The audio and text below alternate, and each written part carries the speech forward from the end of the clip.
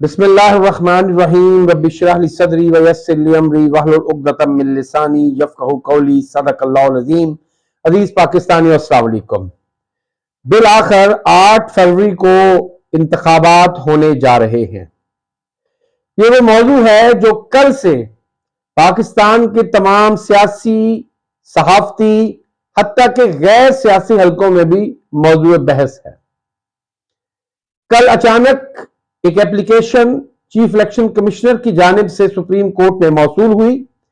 5 minute میں ایک نیا بینچ تشکیل دیا گیا جس کی سربراہی چیف جسٹس قاضی فائز صاحب خود کر رہے تھے، اور پھر ایک بار پھر 9 اپریل کی یاد تازہ ہوتے ہوئے آدھی رات کو عدالتوں کی روشنیاں آن کی گئیں، عدالت کا کمرہ نمبر 1 کھولا گیا اور وہاں پر ایک سماعت ہوئی، اور اس سماعت کو بھی عوام تک براہ راست پہنچایا گیا۔ قاضی فائز کی میں اس کوشش کو ہمیشہ سراہوں گا، چاہے وہ اپنی مرضی کے ہی کیسز کیوں نہ ہوں گے، انہیں عوامی سماعت کے لیے لائیو پیش کرتے ہیں، جس سے عوام کو بخوبی طور پہ اندازہ ہو رہا ہے کہ کس کماش اور کس کیلیبر کے ججز ہماری اعلیٰ عدلیہ میں تشریف فرما ہے۔ معاملہ یہ تھا کہ آج سے 2 دن قبل پی ٹی آئی کے بیرسٹر عمیر نیازی کی جانب سے ایک پٹیشن لاہور ہائی کورٹ میں داخل کی گئی، جس میں استدعا کی گئی تھی کہ الیکشن کمیشن نے ایک نوٹیفکیشن جاری کیا ہے جس کی روح سے انتخابات کے دوران ریٹرننگ آفیسر بیوروکریسی سے لیے جائیں گے۔ پاکستانی قوم بخوبی جانتی ہے کہ وہی بیوروکریسی ہے جس نے پچھلے 20 ماہ میں پاکستان کے ہر قانون، ہر ضابطے کو تہہ بالا کر کے رکھ دیا ہے۔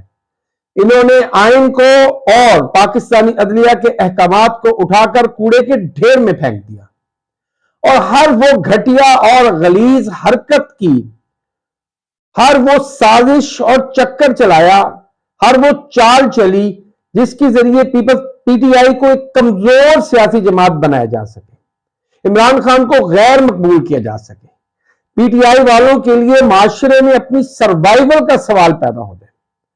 مگر یہ اللہ تعالیٰ کا معاملہ ہے، اللہ جسے عزت چاہتا ہے اسے عزت دیتا ہے، اور جسے ذلت چاہتا ہے اس کے نصیب میں ذلت لکھی جاتی ہے۔ آج عمران خان پاکستان کی سیاسی تاریخ کے مقبول ترین عوامی رہنما بن چکے ہیں، اور پی ٹی آئی پہلے سے کہیں زیادہ ایک مضبوط سیاسی جماعت بن چکی ہے۔ پی ٹی آئی کا اس استدعا کا مقصد صرف اور صرف صاف اور شفاف انتخابات کو یقینی بنانا ہے، کیونکہ آخری بار سن 1985 کے غیر جماعتی انتخابات کے دوران بیوروکریسی سے آروز لیے گئے، اور اس کے بعد اگلے 38 سال میں ہر انتخابات میں آروز پاکستانی عدلیہ مہیا کرتی تھی، لیکن اس بار ایک بار پھر بیوروکریسی کو لایا گیا تاکہ ایک ایسی سیاسی انتخابی فضا پیدا کی جا سکے کہ جس میں آل شریف زرداریوں اور ان کے حواریوں کو فائدہ پہنچانا مقصود تھا اور پی ٹی آئی کو نقصان۔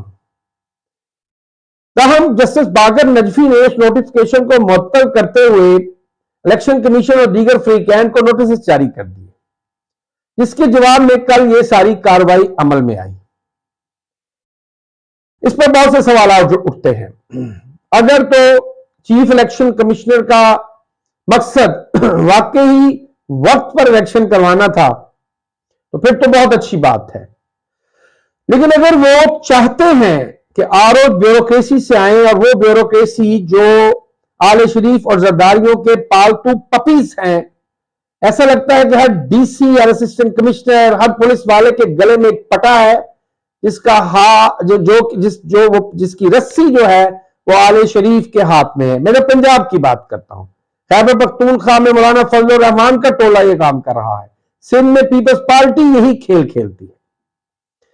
لیکن اگر چیف جسٹس کا اور چیف الیکشن کمشنر کا مقصد پی ٹی آئی کو ریڈیکیول کرنا تھا اور مسلم لیگ نون کو ایک نیا بیانیہ دینا تھا کہ دیکھیں پی ٹی آئی تو انتخابات سے راہ فرار چاہتی ہے، قاضی فائز عیسیٰ نے جس طرح پی ٹی آئی کے وکلا کو سنے بغیر کل فیصلہ کیا، جس طریقے سے جسٹس عمیر نیازی کو یہ تانا دیا گیا کہ آپ کے نام میں نیازی آتا ہے، تو کیا آپ کسی عمران احمد خان نیازی کے رشتہ دار تو نہیں ہیں؟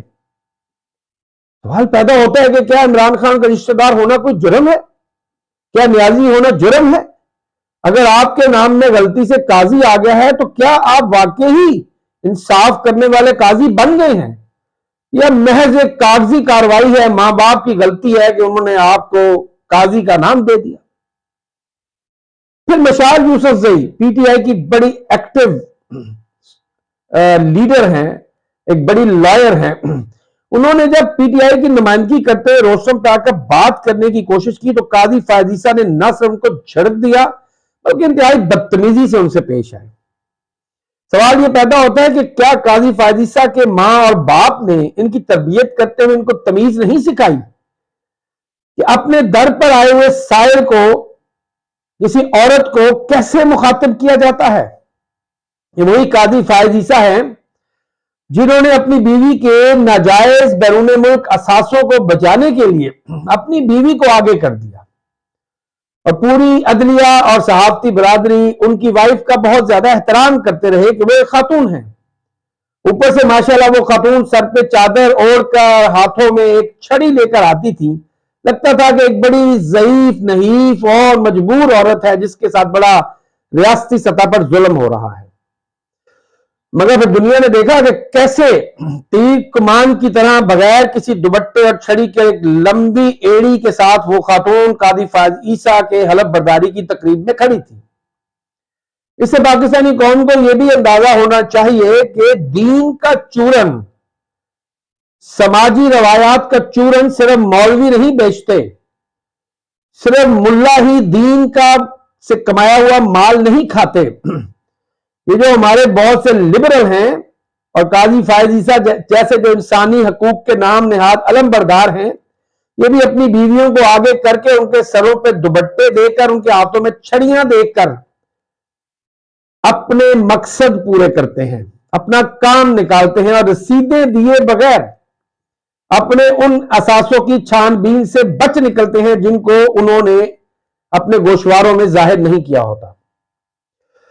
بہرحال قاضی فائز عیسیٰ صاحب کو میں سراہتا ہوں کہ وہ اہم کیسز کی سماعت، چاہے وہ ان کی اپنی پسند کے ہی کیوں نہ ہو، ان کی سماعت عوام کے لیے لائیو کر دیتے ہیں، جس سے عوام کو یہ بخوبی جاننے کا موقع ملتا ہے کہ ان کے ٹیکسز پر کیسے کیسے شاہکار لوگ پاکستان کی اعلیٰ عدالتوں میں بیٹھے ہیں، کیسے کیسے ذہین اور فطین لوگ وہاں بیٹھے ہیں جو کبھی ایک وکیل کی بے عزتی کرتے ہیں تو کبھی دوسرے کی۔ قاضی فائز عیسیٰ نے ان سے پوچھا کہ نہ جانے آپ نے کہاں سے ڈگری حاصل کی ہے؟ مجھے سمجھ نہیں آتی کہ قاضی فائز عیسیٰ صاحب نے کہاں سے قانون کی ڈگری حاصل کی ہے۔ پشین میں وہ کون سا اعلیٰ قانون کا ادارہ تھا جہاں سے قاضی فائز عیسیٰ صاحب فارغ التحصیل ہوئے؟ قاضی فائز عیسیٰ قوم کو یہ بھی بتا دیں کہ وہ کون سا طریقہ کار ہے، وہ کون سا تعلق ہے جس سے آپ ہائی کورٹ کے ڈائریکٹ چیف جسٹس مقرر ہو جائیں اور پی سی او پر حلف اٹھانے والے ججز کے ہاتھوں پر بیعت کر لیں۔ لیکن قاضی صاحب ان سوالات کا کبھی جواب نہیں دیں گے۔ جب انشاءاللہ قاضی صاحب عام پاکستانیوں کے درمیان میں پہنچیں گے، اور اگر انہوں نے پاکستان میں رہنا گوارا کیا، یہ بھی عین ممکن ہے کہ وہ انہی فلیٹس میں امریکہ یا لندن میں جا کر ٹھہریں جو ان کی زوجہ محترمہ کی ملکیت میں، لیکن اگر وہ عوام میں آئے تو ان کو پھر ان سوالوں کے اور تلخ سوالوں کے جواب دینے پڑیں گے۔ اچھی بات یہ ہے کہ کرائم بتاتے ہیں کہ انتخابات ہونے جا رہے ہیں۔ اس طریقے سے راتوں رات بلوچستان سے کچھ وزراء کے استعفے آئے اور نگران وزیر داخلہ نے بھی استعفیٰ دیا، تو اس سے لگتا ہے کہ یہ سب لوگ اگلے انتخابات میں حصہ لینا چاہتے ہیں۔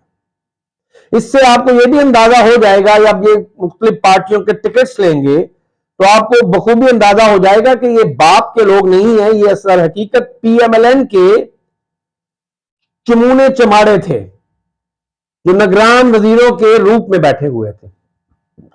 بہرحال پی ٹی آئی کو اب چاہیے کہ انتخابات کی تیاری کرے۔ ایسے میں چیف الیکشن کمشنر کا یہ بیان بھی سامنے ہے جو کہ بڑا ایک خوشگوار حیرت کا باعث بنا ہے بہت سے حلقوں کے لیے، کہ وہ کہتے ہیں کہ جی میں عمران خان کا بہت بڑا مداح ہوں، میرے گھر میں عمران خان کی تصویر ہے، مجھے الیکشن کمشنر بھی انہوں نے ہی نامزد کیا تھا۔ اور کل چیف الیکشن کمشنر نے یہ بھی اندیا دیا ہے کہ وہ پی ٹی آئی کو الیکشن شیڈول جاری ہونے کے بعد پی ٹی آئی کو لیول پلینگ فیلڈ دیں گے۔ دیکھتے ہیں کہ چیف الیکشن کمشنر اپنے اس وعدے پہ پورا اترتے ہیں یا وہ روایتی طور کے اوپر وہی بےہودگیاں اور منافقتوں کا ایک سلسلہ جاری رکھیں گے جو پچھلے 20 ماہ سے جاری ہے۔ ایسے میں کل ایک اور تماشا دیکھنے میں آیا کہ چیف الیکشن کمشنر کی جانب سے